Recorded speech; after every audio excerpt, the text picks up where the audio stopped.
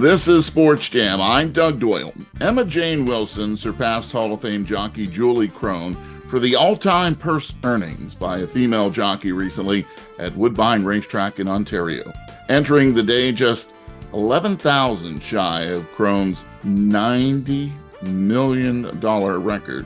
Wilson took her place in racing's history book with a thrilling victory aboard first-time starter Perfect Lady B for Hall of Fame connections of trainer Roger Atfield and owner Charles Fipke to surpass Krone's mark. Perfect Lady B stretching the neck out, is whittling down the margin. Perfect Lady B trying to get home here on the outside and is going to get up, I think. Perfect Lady B, Emma-Jayne has got that record. What a win for Charles Fipke, Roger Atfield, and how appropriate Emma-Jayne, the greatest earnings for a female jockey on their runner, Perfect Lady B. And joining us on Sports Jam is the record-breaking jockey, Emma-Jayne Wilson. Emma, great to see you. It's good to see you too, Doug. Thank you. I heard you scream when I watched the video of the race at Woodbine when it was over. Yeah! Not only did you win the race, but of course you broke Julie Krone's purse record. So what did that scream mean? Where did that come from? You know, I've been riding for a very long time, and one of the things that I think is important is from each race to the next, you know, you get the focused Emma Wilson, you know, ready to win your next race, win, lose or draw the race previous. So I have a tendency to take, you know, emotions, good, bad or otherwise, and just, you know, put them in a box for later. But that scream there, that was a moment of pure joy, pure elation, you know, to be able to succeed and to have done it in such a fashion. It meant a lot. Obviously, it meant a lot to do it at Woodbine, too, and they just had a ceremony for you this past weekend for the record-breaking performance. You knew going in that even if you finished third, you were going to break the purse record. And as you said, you put your emotions in check. So I guess it was a time to really let it all out, right? Because so much work. And Julie Krone has been in your corner or in your stable supporting you for a long time, right? Yeah, she has. She's been, you know, always there in the background. And when she caught wind that the record was in my grasp, you know, this spring, I was repetitively getting messages of support. Are you there yet? You know, a little bit of push and confidence. So, you know, are you there yet? Are you there yet? Come on, let's go. So, you know, it meant a lot to me to hear from Julie in that way as well. So how about Woodbine? It is special to you, and winning it there had to be even more spectacular. Yeah, Woodbine is really where my dream started to be a jockey, and it's where I call home. I was born and raised just around the corner from the track itself, and my parents, British born. You know, we used to go to the races all the time when I was a kid. I'd spend my birthday afternoon. That's what I wanted to do, was go watch the horses compete. So, you know, to be able to have such success and, you know, and in my backyard, so to speak, has been really great to me. Horse racing as a whole has been really great to me, and to capitalize it in such a way for that, you know, to break this record in this way, it just, you know, it's almost like a storybook. You couldn't have wrote it any better. Being Canadian means a lot to you, doesn't it?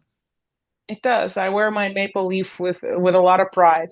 You talked about, I know that you were around 9 when you first started maybe, you know, riding, but when did the love of being around a horse, when did that begin for you? I don't know when the exact time was. For me, it was always there. Just always loved them. You know, probably when I was itty bitty baby, you know, when you start learning about animals, there must have been a draw there for me, because it's just always been, you know, a part of my being. There are a lot of young girls, and I know a few that would love probably to be the next Emma-Jayne Wilson, but they're very young, but they love the horses. What do you want to say to young potential, whether it be, you know, female, male, just young kids wanting to become a jockey, or maybe just be around the horses and love them? Well, I mean, working with horses is unique in the sense that they are living creatures. They have a mind of their own, and making that connection and being, you know, aware of all the little things. Sometimes, when we're on the back of a horse, we think like the horse. A tissue rolling across in front of them, to humans, nothing. It might be absolutely terrifying to the horse that you're sitting on. So being aware and connecting with them in that sense, seeing things how they see is really important, all the way down to just the potential tissue that could hurt them.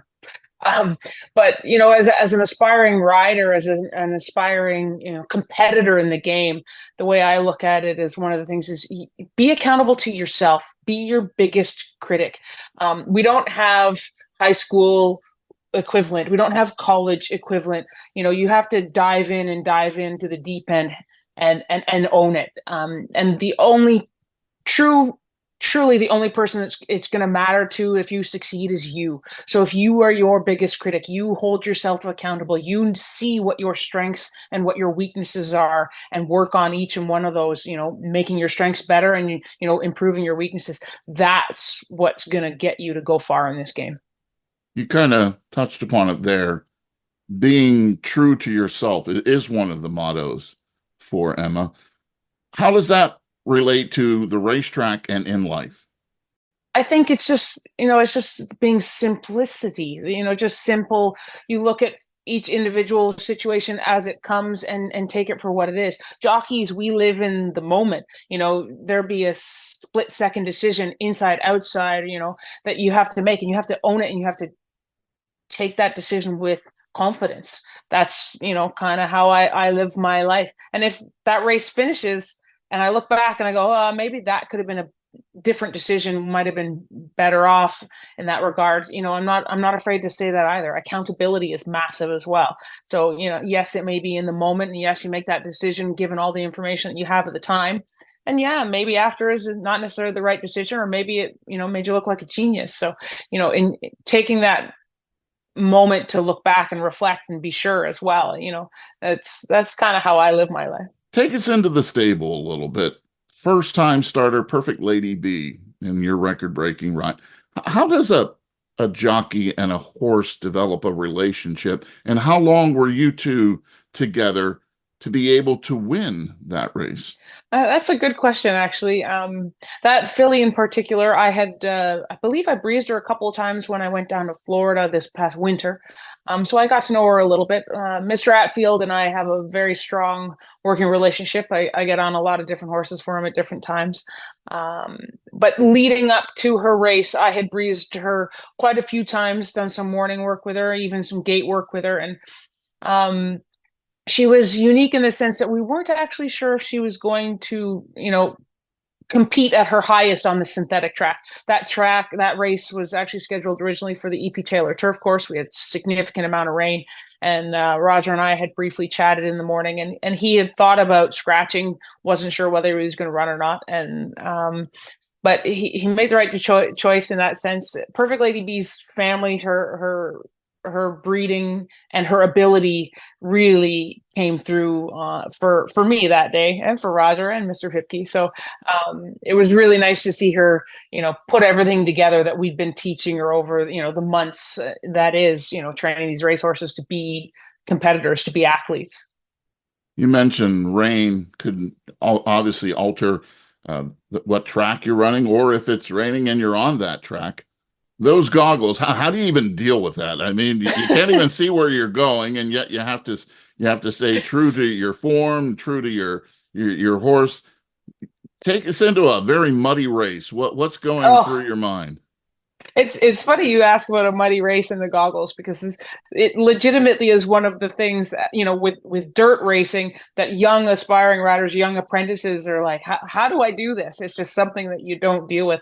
I've ridden races on the dirt, sloppy track in the past. You're wearing 6, 7, 8 pairs of goggles. So there's a bit of skill involved in how you stack them and how you can make them so you can peel them down. And, once you get to that point, I've been in races where I've gone through a few too many goggles early, and you're like, this is pretty bad. So you'll even have a chance, you pull it halfway down, and so you're double the longevity of each goggle. So take us back to the moment where Emma said, I can really do this. I could be a successful jockey.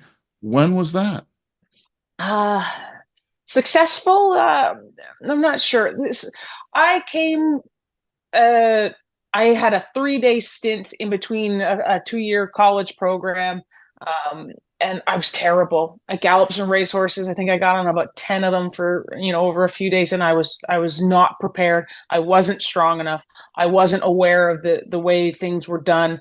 Um, and I say I got run off with every single one except for the first one I was on because I didn't know I wasn't supposed to be going as fast as I was. But that time gave me, it lit the fire and it made it real. It made it that this was an opportunity that I needed to be better prepared, and I knew what I needed to do to be, to come back to this stage, but I could do it. And I wanted to give 100% focus. So I went back to school. I finished my year of school and I came up with a plan. I went where the horses went. I started at a breeding farm with the intent to go to a training center, then onto the track and then become a jockey. And in essence, that's what I did. So it was the time when I remember walking up on the back of a racehorse for the first time. And Woodbine, when you go from the backstretch onto the track, you can't see the grandstand because of the EP Taylor turf course, and you go through a tunnel and up a hill. And as I came up that hill and I looked up and saw the grandstand, I was on the backstretch, and I've been sitting in that grandstand, as a fan for so long. I think you would have had to close my mouth because I was just in awe. What's amazing as we talk about breaking records, everybody sees Emma-Jayne Wilson right now. You're still young. There is much more racing ahead for you. So how about some goals for yourself? You've had many firsts, but how about some more goals? Well, there's quite a few firsts. There's a few seconds. I mean, I ran second in the Breeders' Cup Juvenile Turf back in 2010, so I'd love to get a Breeders' Cup under my belt. That would be lovely. But really, to tick off a whole bunch of races that, internationally, there are races throughout the world that I would love to ride. I would love to be successful in as well. But really what it boils down to for me is again, the horse. And it's about being on fast, honest, competitive horses. And if I can be around them wherever they take me, I'm grateful. Another thing that you and Julie Krone have in common, the word female jockey really doesn't apply. It's just being a jockey, right? Yeah, it does. And you don't say that's a boy jockey. It is significant in the sense that women were not even allowed on the backstretch, say 40, 50 years ago. And now we are seen as equals. Julie, her success and what she was able to do paved the way for my success, among others as well. So, this is just the equality speaking through in the game. This is horse racing. The horses are the competitors. We're partners with them. So it doesn't matter, man or woman, whether you're successful or not. It's about it's just about the jockey themselves. That being said, you're still a role model to so many young women, and I know that you enjoy being a mentor. Well, absolutely. And that's where significant milestones such as this are important to acknowledge, because it also gives us a chance to reflect back on what we used to do, where we've come from, and to showcase and be able to show everybody, not just young girls or even, older ladies. It's even the young men and women and, old and young, what people are capable of regardless of their gender. I have to tell you a funny story because while I love horse racing, and as you can see by the memorabilia behind me and the hats and the pictures, I'm not real intelligent when it comes to knowing everything. So my home track has always been Monmouth Racetrack, in New Jersey. So when I first went to Churchill Downs, and everybody was looking to me in this group, we were a bunch of news directors, how do you bet? And I handled all that. But when it came to the final poll, I had it wrong because I was thinking of Monmouth, and there was still another part of the track to go to win. So I was telling people, you just won. Meanwhile, things came up on the board and it was like, that's not what I just saw. I didn't even know where the finish was at Churchill Downs. Just love racetracks, though. The excitement, it's such a family-friendly. If you don't want to bet, you don't have to bet, right? You just go and enjoy, watch these beautiful horses, watch the trainers, watch, everything that you do. If you've never been to a race you have to go, right, Emma? Absolutely. If I could bring people along with me to experience what I experience on a daily basis, the connection, the power, these are, 1,200 pound animals of sheer muscle, and the focus and determination that they, you know, ebb out around them is just unbelievable. And anyone that wants to just come, like you said, you don't have to be a handicapper, you don't have to be a bettor, you can just come and watch and be a fan. And if you can get up on that railing, doesn't matter whether it's a woodbine or a Monmouth, you get on that fence there and you watch these horses as they walk by and you listen to them breathing and you feel the power that is just being emanated from them is unbelievable. Roger Atfield and yourself, when you see a horse, you feel a horse, you get on a horse, do you have that sense that right away this is a winner, or does it take the training? Is there ever that innate sense that, I've been doing this for so long, this horse is going to be something special? Yeah, absolutely. I mean, some of them just seem to know what the game is and they exude, that professionalism and that awareness of the situation more than others. But I've also been on horses, the first time, and they haven't really shown me that they have that, but it's there and they develop and they learn. And we, as the trainers and the jockeys and the exercise riders, we teach them what they're being asked. So to see them go from, sort of just a kid that doesn't know any better to develop into an athlete, that's part of the funnest aspect of the game as well. It's really, really interesting to watch. They say people who love animals are good people. You not only love horses, but you love birds of prey. Birds of prey have always been something that, when I was a kid, I'd draw horses, I would draw raptors as well. They were just fascinating to me. And if I had the time now, I would absolutely be involved in falconry. It's something that I read about and I watch all the time. And, I like to get as close as I can whenever I can. That being said, my priorities right now are breaking records and winning races, as well as, we have 7-year-old twins, my wife and I, that, they take up every iota of other spare time that I have. So it wouldn't be fair to a bird of prey for me to take on right now. But I watch from afar. I'm a fan. And one of the coolest things that I've ever noticed, you look at a racehorse, you look at a horse and they take that moment and you look into their eye and they're there.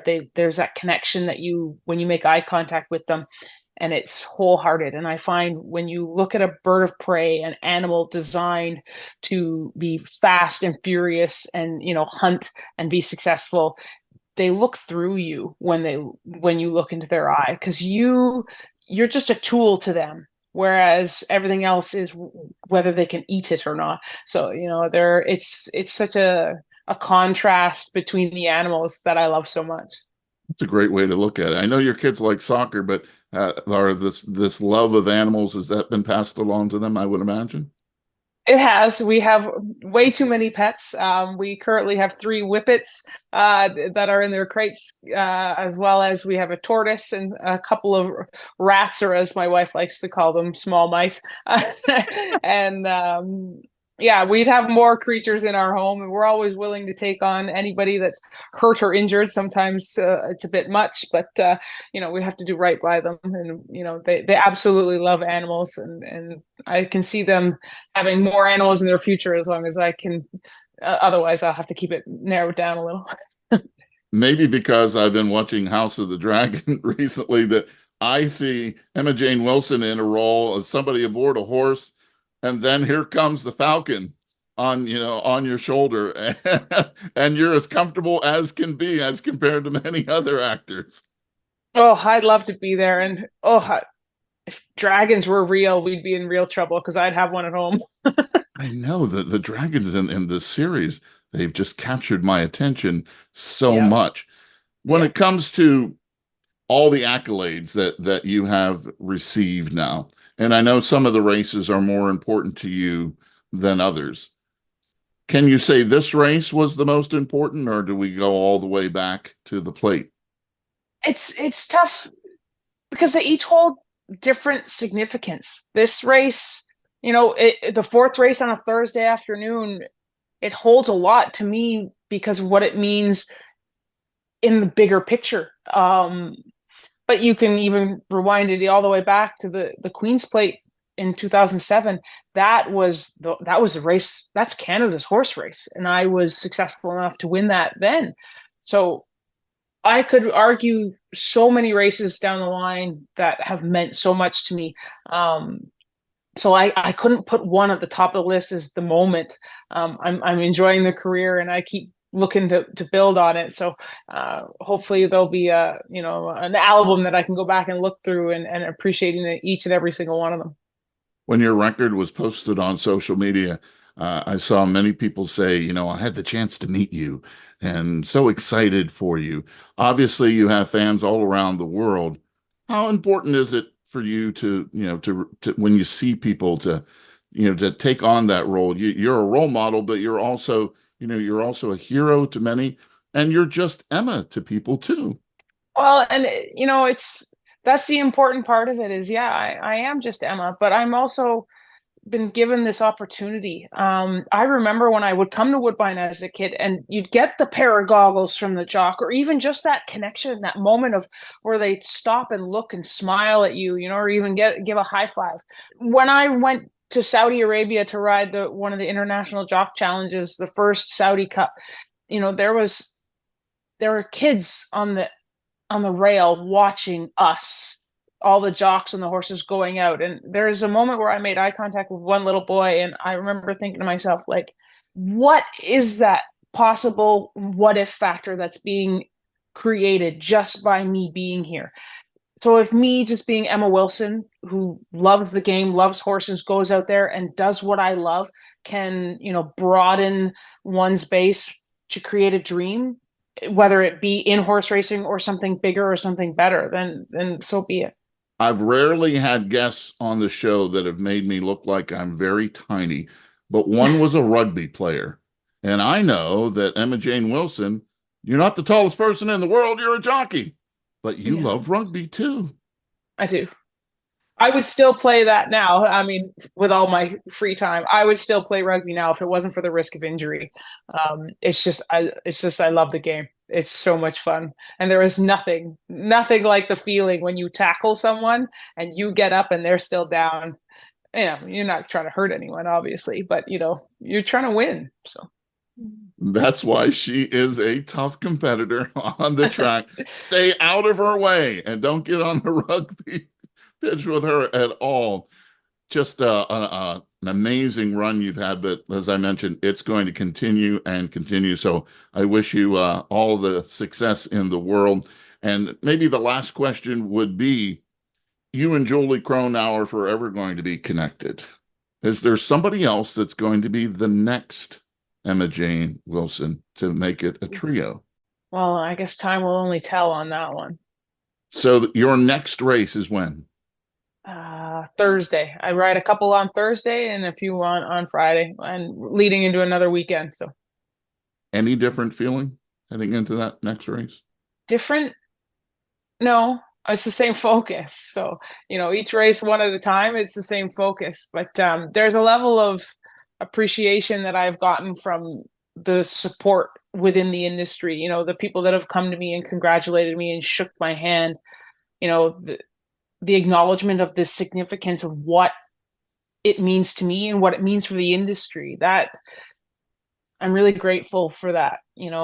That's meant a lot to me as well. We appreciate you for all the work you've done, but we also appreciate you being here on Sports Jam. Continued success. Cheers. Thank you very much for having me.